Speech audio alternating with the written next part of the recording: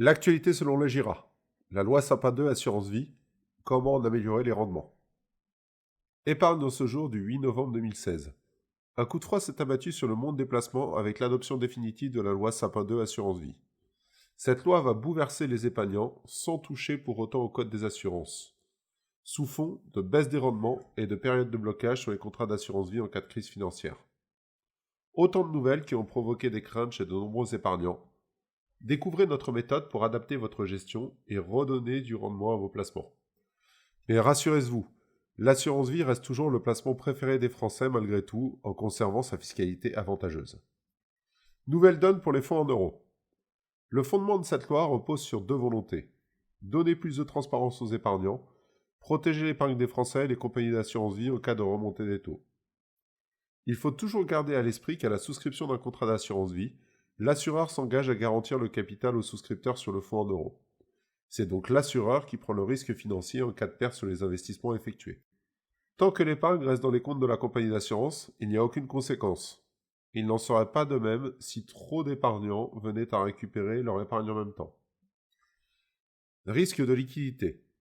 Depuis cette loi, tous les fonds en euros font prendre un risque aux investisseurs, le risque de liquidité. En effet, la loi Sapin 2 Assurance Vie prévoit, en cas de risque majeur sur les marchés de taux, la possibilité de bloquer tous les rachats, qu'ils soient partiels ou totaux, sortant du fonds en euros sur les contrats d'assurance vie des compagnies françaises ou de leurs filiales luxembourgeoises. Et cela pour une durée maximum de 6 mois. Cette décision sera prise par le Haut Conseil de stabilité financière, ou HCSF. On qualifiera désormais de prix à payer pour profiter de la garantie en capital à n'importe quel moment. En d'autres termes, qu'est-ce que cela signifie ?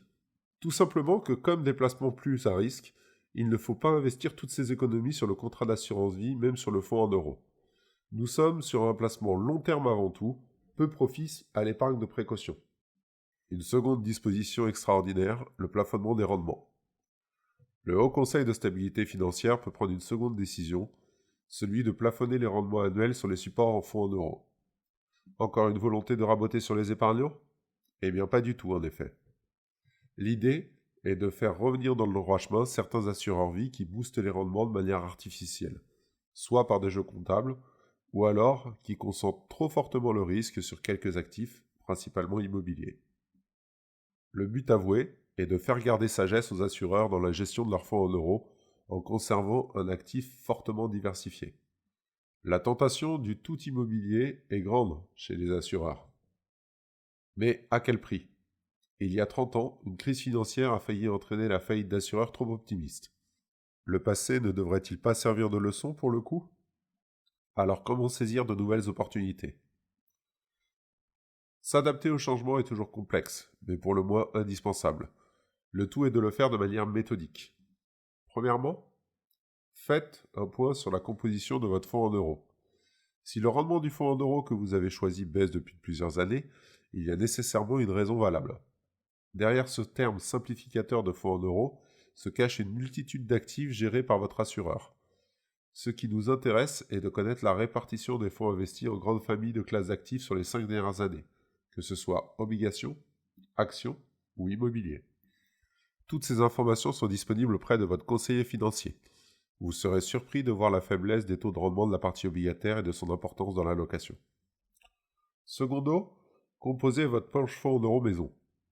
Une fois les variations effectuées par les assureurs identifiés, il ne vous reste plus qu'à agir pour mettre en place votre propre gestion du fonds en euros.